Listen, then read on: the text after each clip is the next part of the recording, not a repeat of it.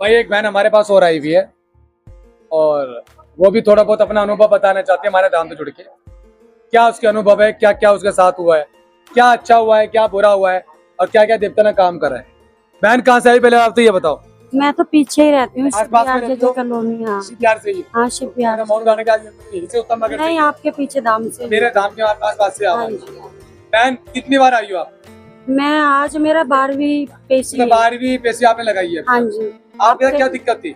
मेरे को दिक्कत ये थी, मेरा आज तक पता नहीं चला अच्छा। क्या चीज थी। हाँ, और मेरी माँ थी, उसने मुझे दिखाया, वो भी चल बसी। तो माँ इलाज करा दी आपका? हाँ, इलाज कराते कराते उनकी उम्र पूरी हो गई, वो ओहो। भी चले गए। अच्छा। उसके बाद अब मैं दर बदर इधर उधर भटक रही हूँ, पता करियो। पर मेरी मतलब जड़ नहीं पता चली। वो माता जी के पास आई, गुरु माँ ने चेकिंग, हमारी गुरु माँ ने चेकिंग करी, गुरु फिर माँ ने चेकिंग करी। गुरु माँ ने हाँ। माँ के जो रोग था वही रोग मेरे बताया। सेम रोग बताया जो गुरु माता ने बताया। भाई गुरु माता की मतलब गुरु माता की चेकिंग करी, जो रोग इनकी माँ को था गुरु माँ ने पहले बता दी कि तेरी माँ को ये रोग था, वो रोग तेरे को था। उसके बाद मेरे साथ मैं जो मेरे साथ होता था वही बच्चों के साथ होने लगा। आपके साथ होने लगी? हाँ, मेरी 5 लड़कियां, 1 लड़का है, सबके साथ गलत व्यवहार हो। गलत काम लगे वो हाँ, अच्छी लगती है। मेरे आदमी के साथ भी। उसके बाद हाँ। मैं दुनिया में जहाँ जहाँ होता है, पीर पैगम्बर, एक मौलवी को तो 70,000 रुपए दिया। एक को शांति भाई।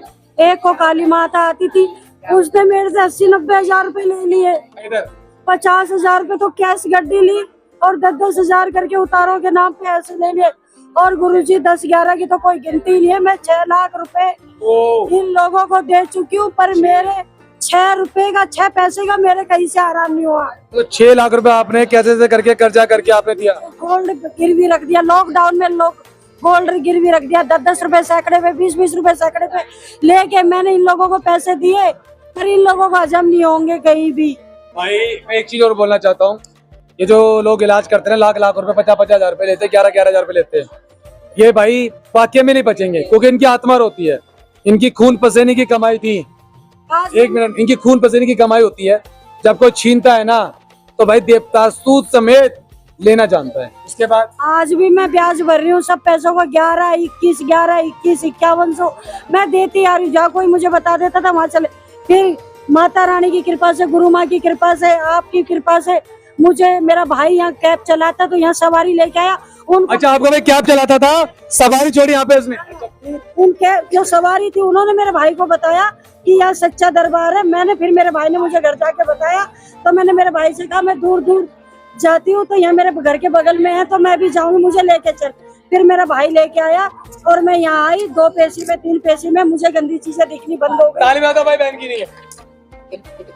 बच्चों को भी, जबकि बच्चे मेरा कोई कहना नहीं मानते, मतलब कहते कि बच्चे परेशान हो गए बाबाओं के चक्कर में, तुम पैसे दे के बर्बाद हो गए, तुम पागल हो चुकी हो, हम नहीं पढ़ते इनके चक्करों में, तुम जाओ। मैंने कहा कोई बात नहीं, मैं जाती हूँ, मैं यहाँ आ रही हूँ, मैं अपने जैसे परहेज है, मैं अनपढ़ हूँ, गंवार हूँ, मैं कभी स्कूल नहीं गई, जैसा मेरे को परहेज पढ़ के बच्चे सुनाए हैं उसी परहेजों पे चल रही हूँ। मेरे को बहुत आराम है, बहुत आराम है। मैं हिलती थी, मेरी चीज बोलती नहीं थी, अब मेरा हिलना भी बंद हो गया और मैं शरीर से भी सही हूँ। मेरे बच्चों को भी वो चीजों ने गलत काम करना बंद कर दिया। घर के अंदर उसका भी ताकत खत्म हो चुकी। बस मैं तो हाथ जोड़ के शिव काल का धाम का धन्यवाद करती हूँ, गुरुदेव का धन्यवाद करती हूँ।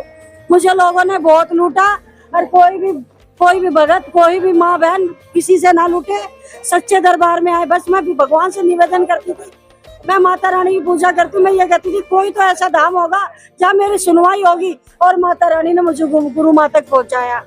और गुरु मैया की आपको गुरु माता मिल गई, आपका कल्याण हुआ।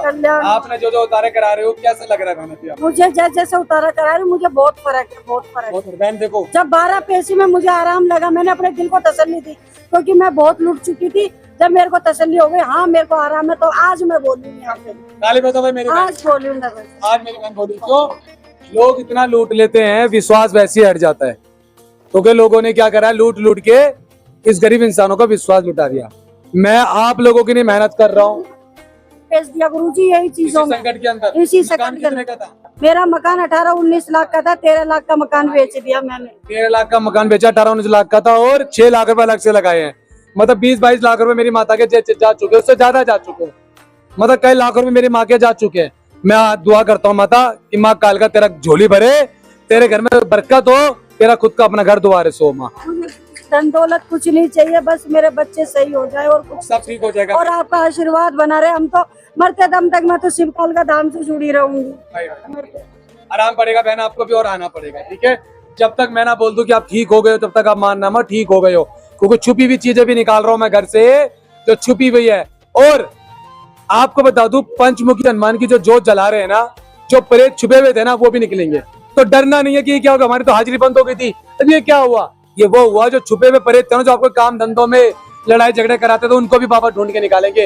ये पंचमुखी हनुमान जी का डंका है, तभी मैं कहता हूँ कि डंकी की चोट पे काम करता हूँ, यानी कि डंका उसका, चोट भी उसकी, काम मैं करूंगा साथ में बैठ के बाबा का, क्योंकि उनका डंका उन्हीं की चोट है, काम हमें रास्ता दिखाने के लिए भेजा है।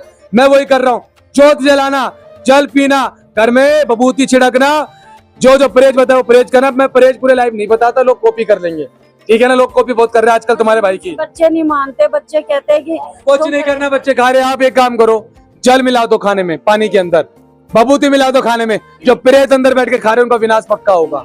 धाम से जुड़ गई हो, रात को सोती हो तो नाम लेके सो, सुबह उठते हो तो धाम का नाम लेके उठो, आपका कल्याण होगा। इस शिवकाल का धाम में डंके की चोट पे काम करते। बोलो जय श्री महाकाल।